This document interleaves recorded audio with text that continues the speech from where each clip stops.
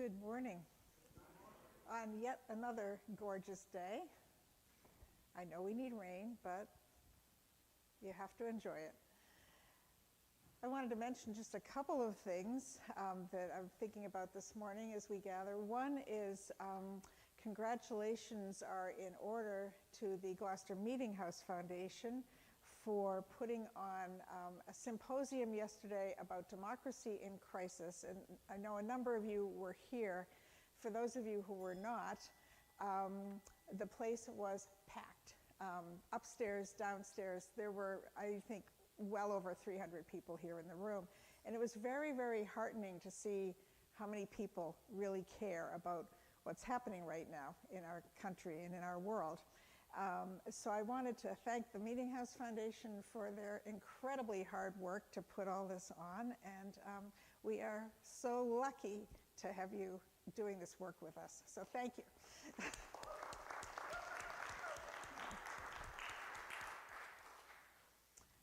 The other thing I wanted to name this morning is a completely different note, and that is today we are honoring the Transgender Day of Remembrance. This is a day where we look at the lives of transgender people and acknowledge that transgender people are at bodily risk throughout their lives. And I looked up some statistics last night and saw that it's been documented that, that there have been 29 deaths so far in 2024, transgender people, and of course, this is ones that they know about. So we hold our transgender friends and family members in our hearts this morning in particular, knowing that this is such a fraught time for them in particular, and knowing that they feel so profoundly unsafe.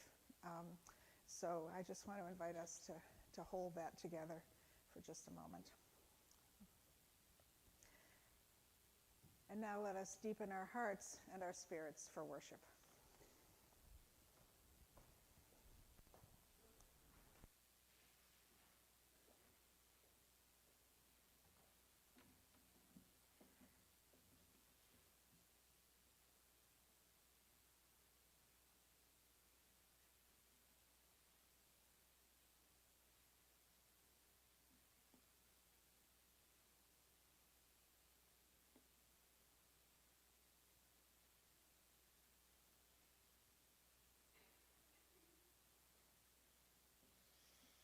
In this community, we hold hope close.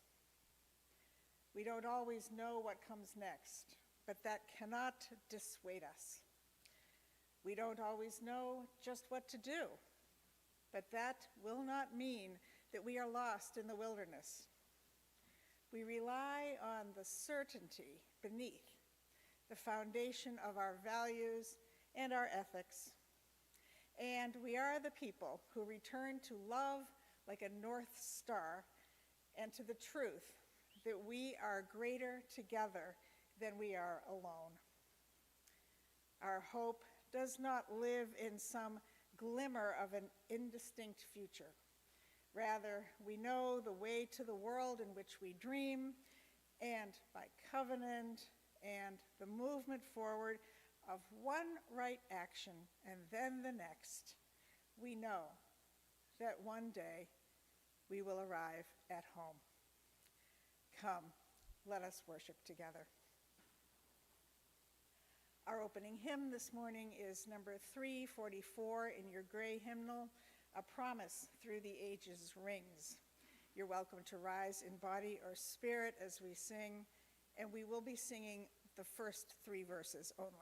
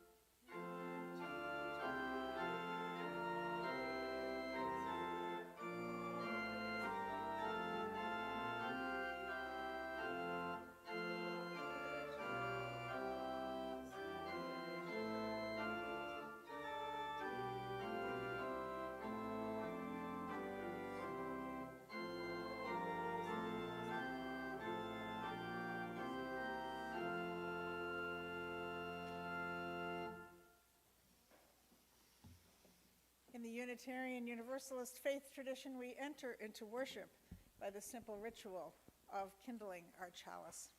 The flame of our chalice this morning is a symbol of the warmth and the brightness of our connections, and the double circles of the sculpture remind us to keep inviting others into an ever-widening circle. As Jeremy lights our chalice this morning, if you have a candle or a chalice prepared at home, please take a moment and light it together with us now.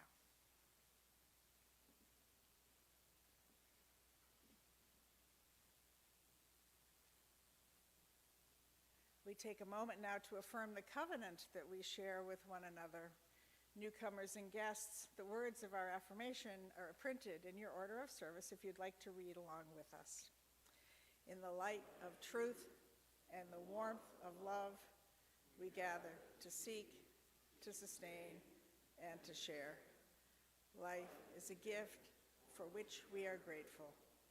We gather in community to celebrate the glories and the mysteries of this great gift. Please be seated.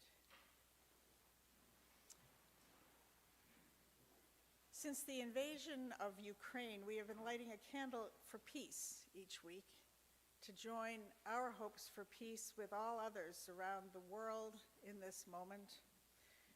We light our peace candle to send our hopes and prayers this morning to people everywhere who are living with the threat of violence and harm in their daily lives.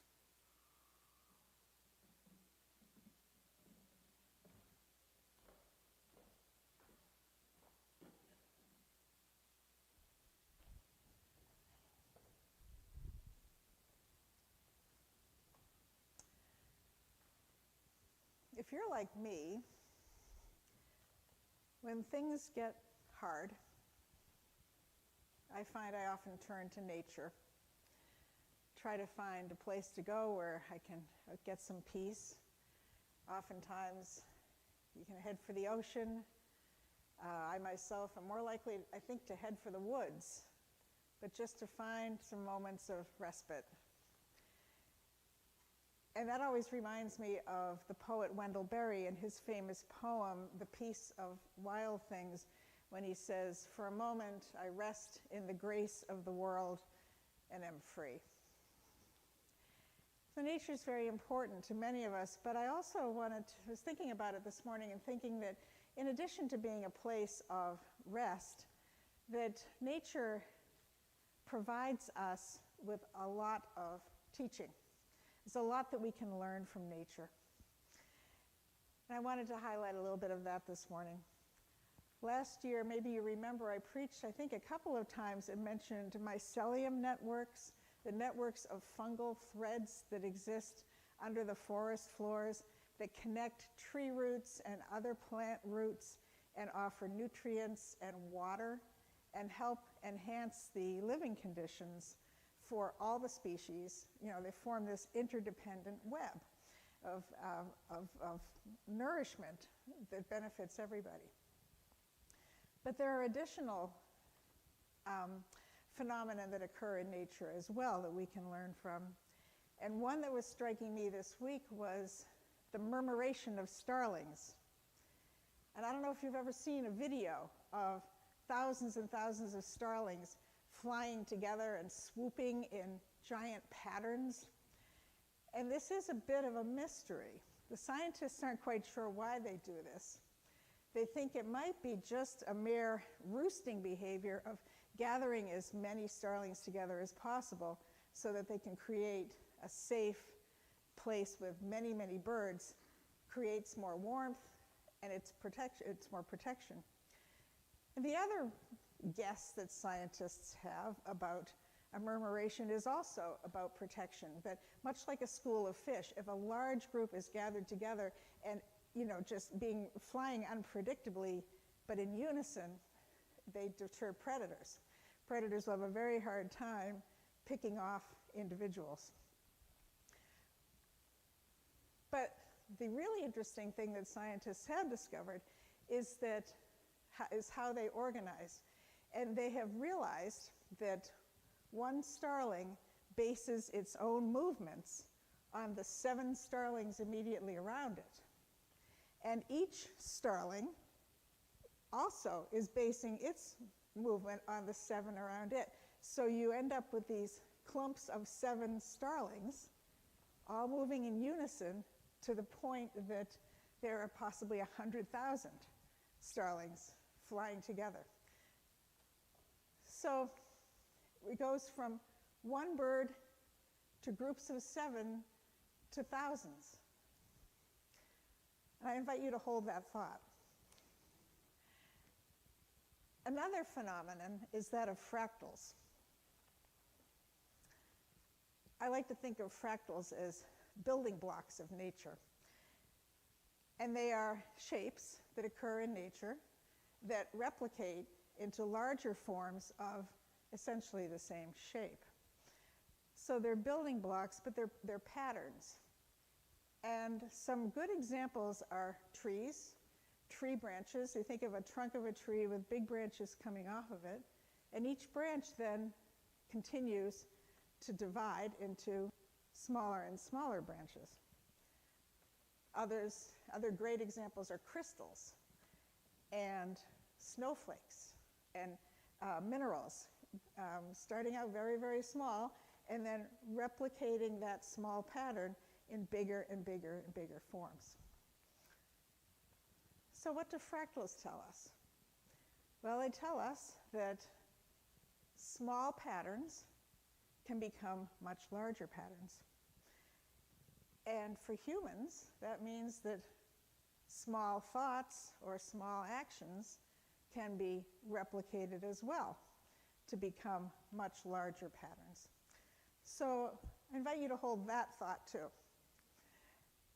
We'll be discussing this in a little bit, but think about just all that nature offers us, the messages and the lessons from nature, that we are interdependent, held together by invisible networks, that one of us can replicate our actions into the actions of thousands of us, and that our thoughts and our actions form patterns that can be replicated into much larger patterns as well.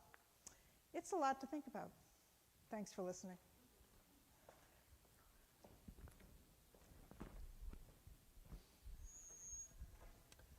I invite you now to join in our responsive reading, Benediction to Build a Better World by Atina Danner. And this is printed in our order of service this morning, and you're invited to read the boldface portions of it.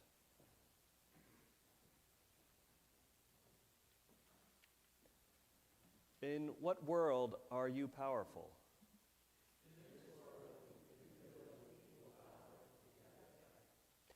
In what world do you act on knowledge and truth?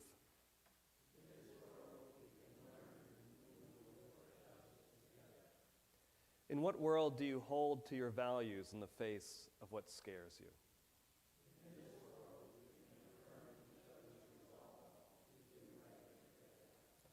In what world are you confident in your worth?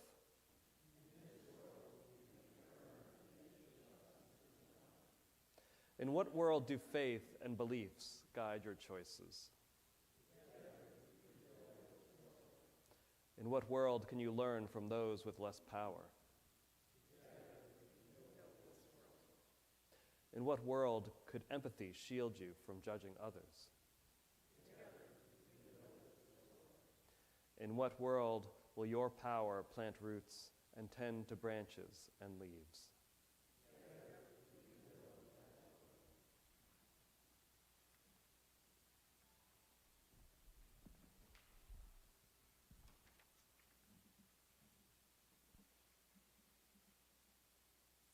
I invite us now into a time of prayer to be followed by silent meditation. So before we begin, please open your gray hymnals to number 168 and hold them in readiness. We'll go directly from silence into song, and we'll remain seated.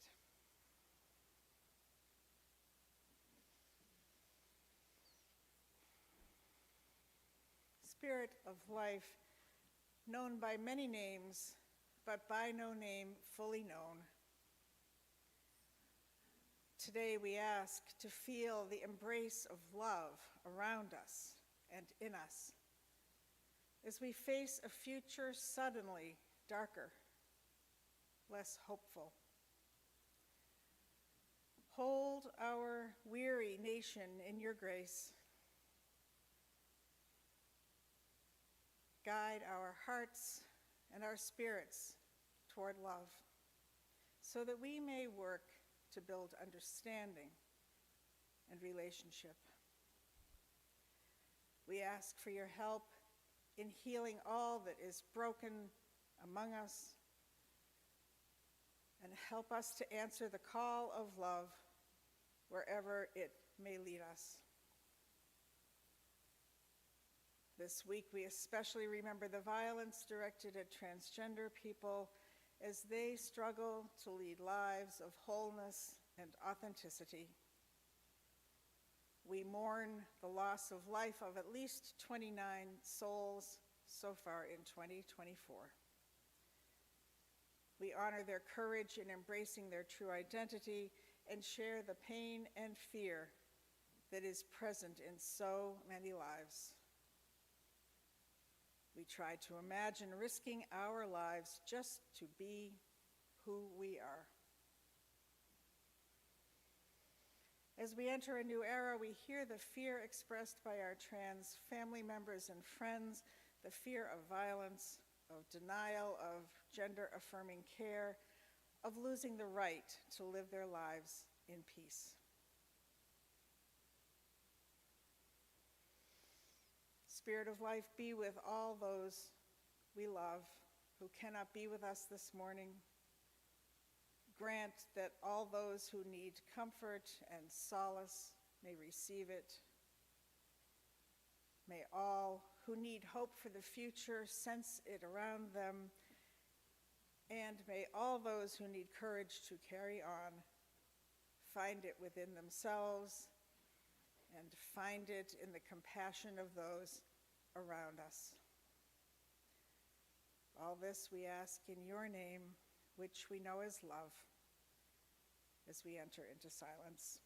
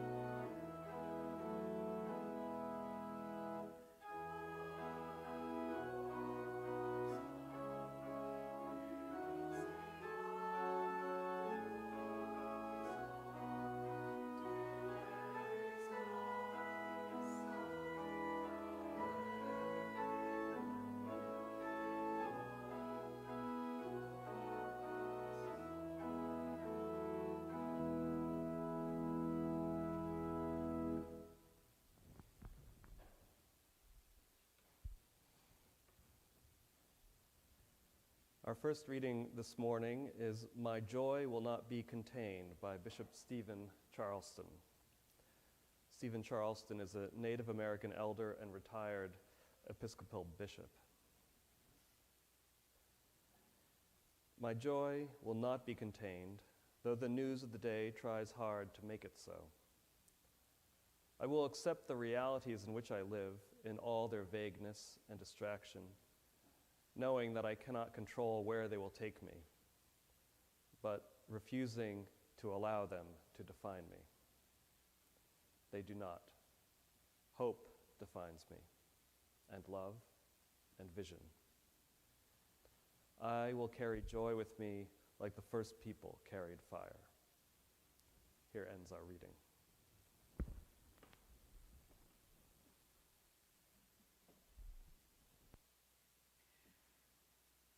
Now more than ever, our liberal religious tradition and our presence is needed here in Gloucester, certainly, and together with a network of Unitarian Universalist congregations throughout the country and the world. We will be called to join hands and to work together in new ways, and we must strengthen ourselves in order to be ready to respond to this moment. Ask yourselves, if not us, then who? This morning's offering will now be generously given and so gratefully received. Blessings upon the givers and upon your gifts.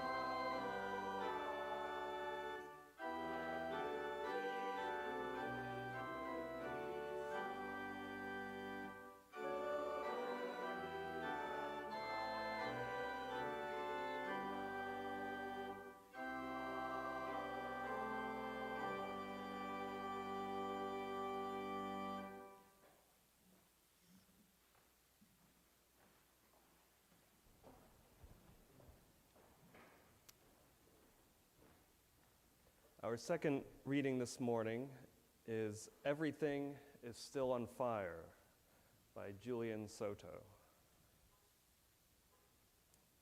Everything is still on fire despite your best efforts.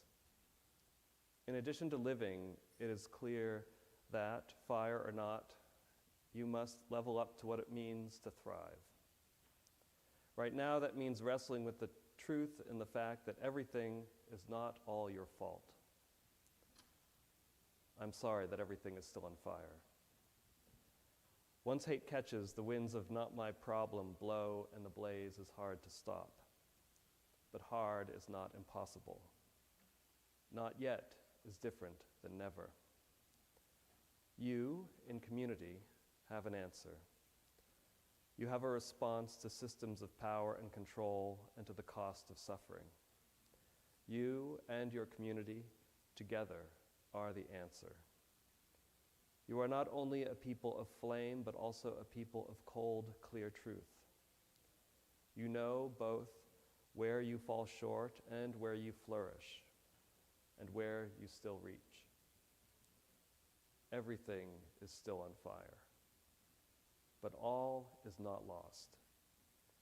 You remain more nimble than steadfast, more unshakable than swayed by the latest rage. You are here to put out the ravenous flames and heal the world. Enough is enough. Here ends our reading.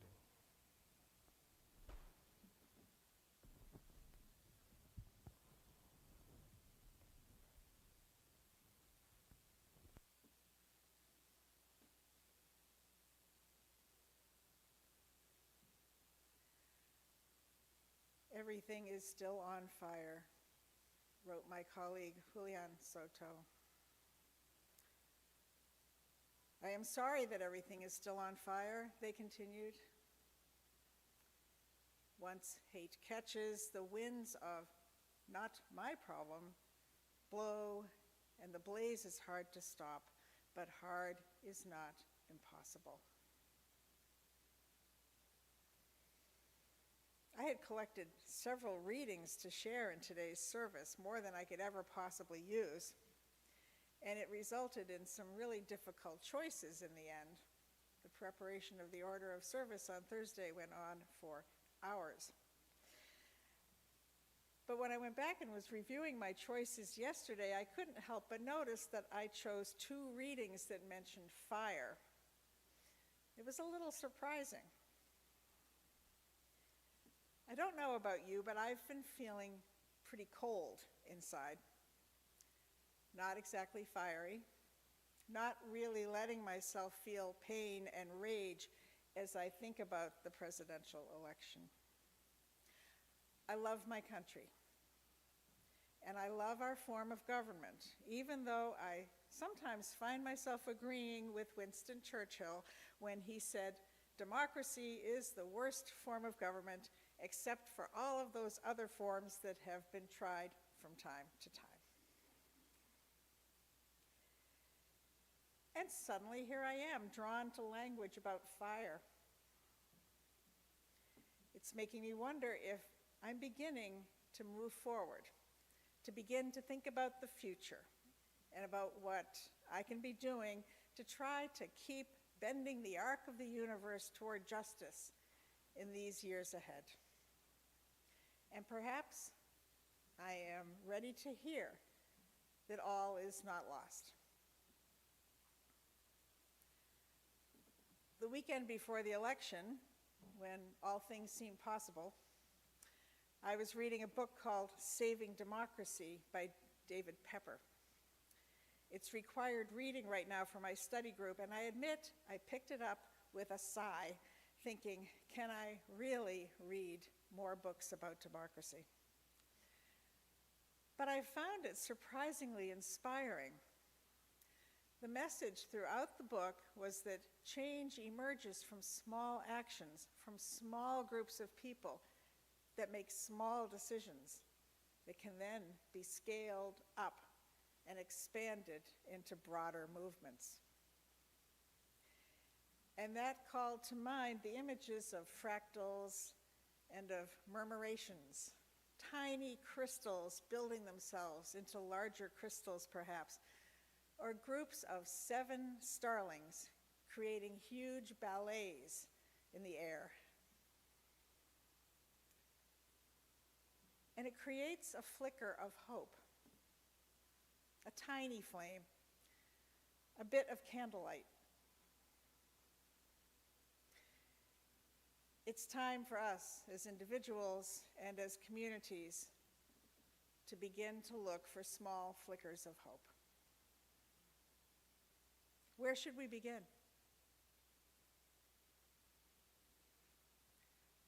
Back in 2018, an African-American woman named Stacey Abrams, a Democrat, ran for governor in Georgia. She was defeated amid many claims of voter suppression. Perhaps you remember. But since that defeat, Stacey Abrams made the decision to, instead of seeking elected office again, to devote her efforts to strengthen democracy in the state of Georgia. She founded an organization called Fair Fight, and ever since then, she has focused her attention on voter registration and on fighting voter suppression. As a result, 2 years later, in 2020, Georgia elected 2 Democrats to the United States Senate, and they voted for President Biden as well. It was a historic victory. And while Donald Trump was elected in Georgia this past November 5th, the state of Georgia was considered all along to be a swing state that Democrats had a solid chance of winning right up until the end of the campaign.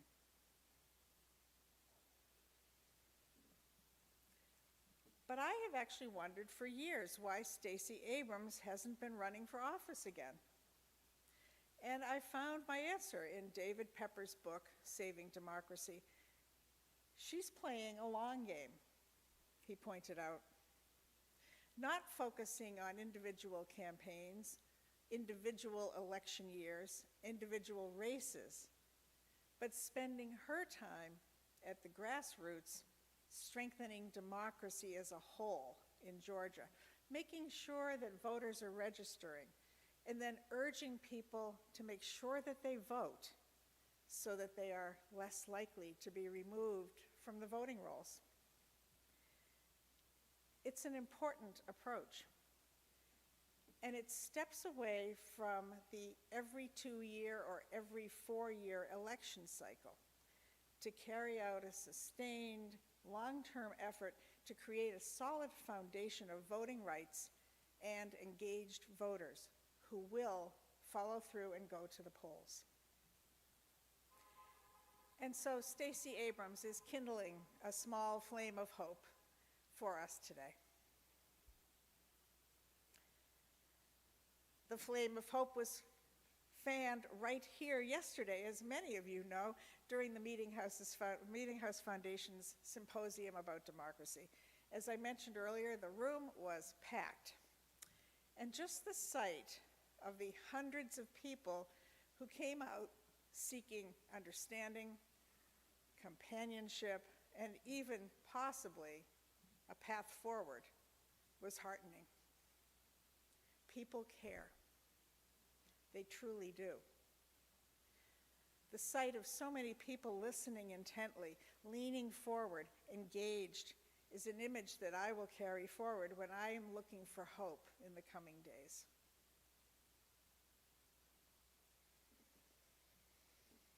Our theme this month is repair. And everything that I am reading makes it clear that we have a great deal of work to do to repair our democracy and our system of government, starting from the ground up. Our keynote speaker yesterday, the historian and author Colin Woodard, was asked at one point why liberal Democrats are struggling to effectively reach voters. And in response, he spoke about the ongoing impact of the pandemic. This is a connection I had not made, but think about that profound disruption. How long we were stuck in our houses, barely going out, not seeing anybody. And we spent a tremendous amount of time online, and we still are. Many of us haven't fully returned to a life of participation, and our social muscles can be a little weak. It can feel easier and more comfortable to just stay home. And Professor Woodard's point was that our social fabric has become frayed, and as a result, it is too easy for bad actors to flood the internet with misinformation. We need to repair our social structures and our relationships, our root systems, our mycelium networks, need to be encouraged to grow back together again. So is there hope to be found? So yes, I am feeling it. I've been finding hope in recent days through these consistent messages that I am reading everywhere. There are a lot of very thoughtful people who are saying much the same thing, that we need to scale back, to focus on smaller scale activities, to grow out again from our roots, and to nurture our own networks and strengthen those so that those networks can grow and thrive and make more connections to each other. And while that may feel daunting, the very fact that I keep seeing this same message reassures me that a lot of people are thinking about this and are already at work, much as Stacey Abrams has been for several years. David Pepper points out that we are so focused on the larger pattern of our election cycle that we ignore the consistent groundwork that needs to take place year in and year out in order to foster the health of our elections and our government. We focus on the big prize, the presidency, and we don't spend much time or attention on local or state issues. We tend to think they're not important. But what if we were consistently, year in, year out, registering people to vote and keeping them engaged around local issues to strengthen their voting muscles? What if we are carefully watching local races, school committees, library boards, to make sure that even at that level, they are reflecting the wishes of the majority? How do you keep your community from banning books? How do you make sure that good candidates are chosen to run for statewide offices? Pepper urges us to be watching every race so that no one ever runs unopposed. We need to be vigilant and connected. We need to shift to creating these healthy, small patterns that can then grow into larger ones. The other consistent message is that this is everyone's work. David Pepper advocates that people factor in strengthening democracy as one of their daily priorities. Where are you placing your time and attention? What are your own patterns?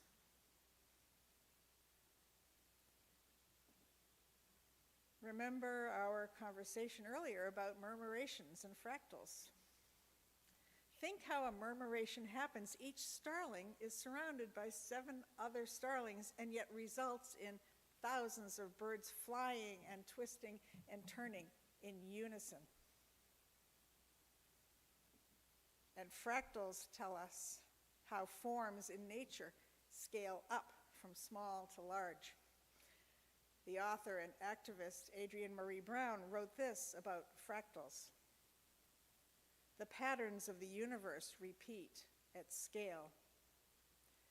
There is a structural echo that suggests 2 things. 1, that there are shapes and patterns fundamental to our universe, and 2, that what we practice at a small scale can reverberate to the largest scale. She went on to say, "It was and is devastatingly clear to me that until we have some sense of how to live our solutions locally, we won't be successful at implementing a just governance system regionally, nationally, or globally."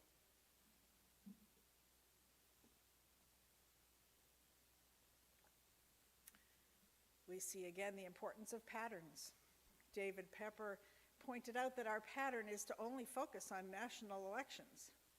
And so we need to return to a much smaller scale pattern to create a healthier electoral system and government. But according to Brown, we have to get even smaller than that. She frequently quotes her mentor, Grace Lee Boggs, as saying, "Transform yourself to transform the world." In other words, the patterns of your life, of your thinking, affect the larger patterns of society, of elections, and of government. It would be easy to feel overwhelmed and indeed hopeless at the task before us right now.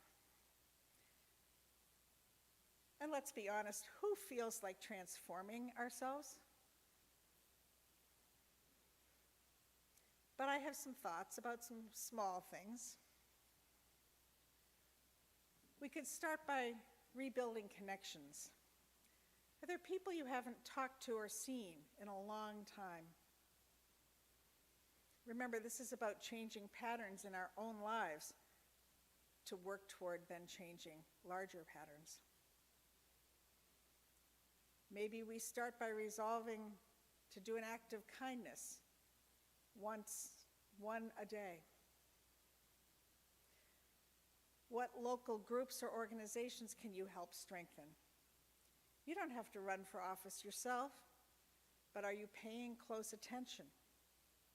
Do you know who your city councilor is or your select board members? Then think about your connection to this institution. This community and indeed the world need us right now. This church offers a saving message of love that is so needed today.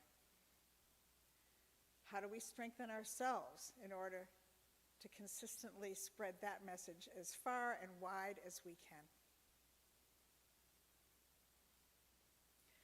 The more connected we are, the more aware of what is happening around us, the more ready we will be to take even the smallest actions to disrupt, to resist when called to do so. We can choose joy over despair. Remember that authoritarians want us to be afraid, to be isolated, to be unhappy, so that we're easier to control.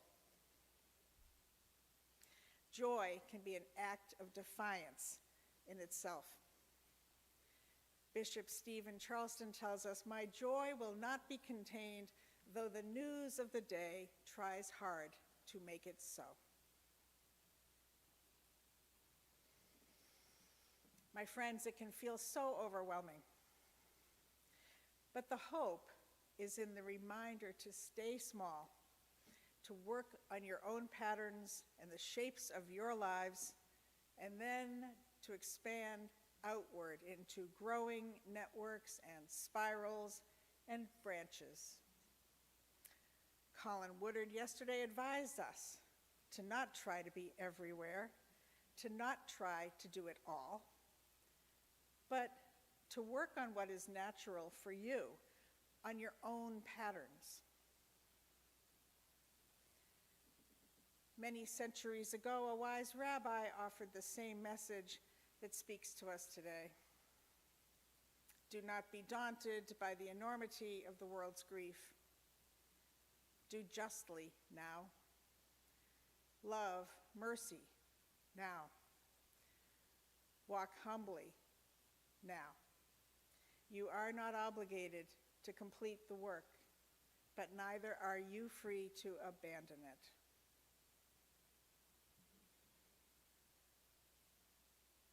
Colin Woodard had one final piece of advice for us yesterday. He said, "Don't be afraid." Don't be afraid.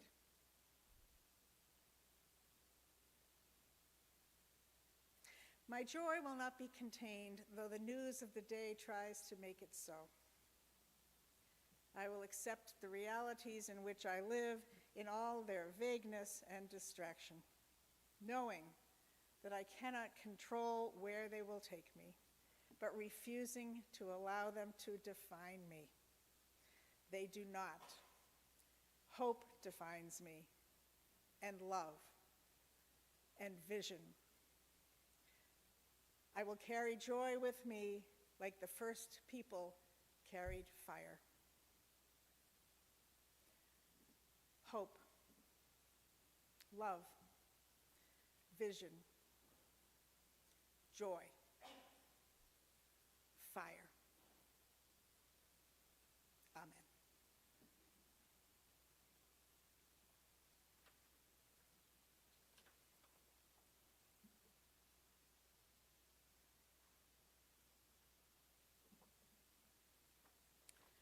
I invite us to say together the unison prayer that is printed in your order of service.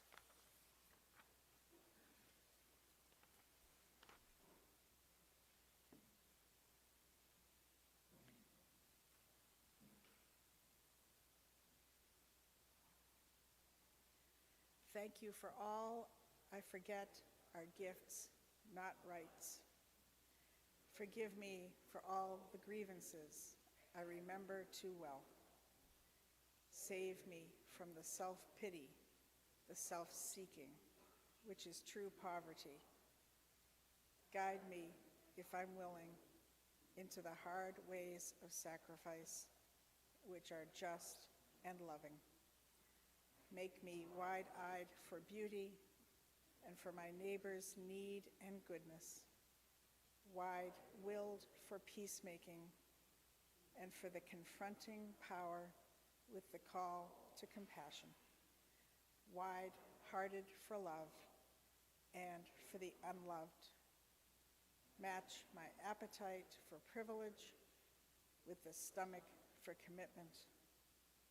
Breathe into me the restlessness and courage to make something new, something saving, and something true, that I may understand what it is to rejoice. Amen. Our closing hymn this morning is number 346 in your gray hymnal. Come sing a song with me.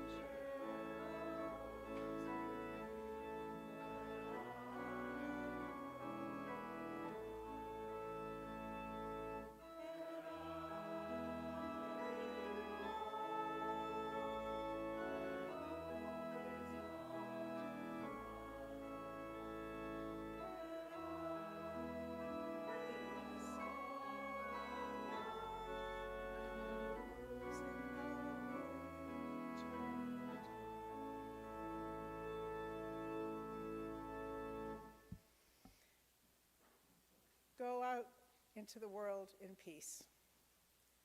Be of good courage. Hold fast to what is good. Return to no one evil for evil. Strengthen the faint-hearted. Support the weak. Help the suffering. Rejoice in beauty. Speak love with word and deed. And honor all beings. Amen.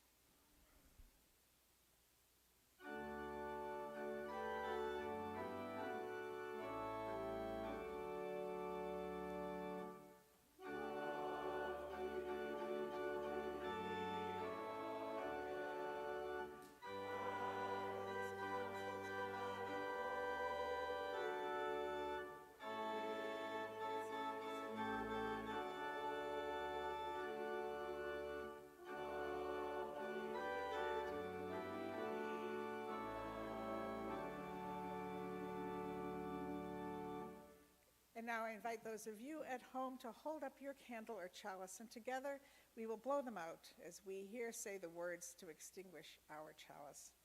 We extinguish this flame, but not the light of truth, the warmth of community, or the fire of commitment. These we carry in our hearts until we are together again. May you go in peace and return in love. Amen.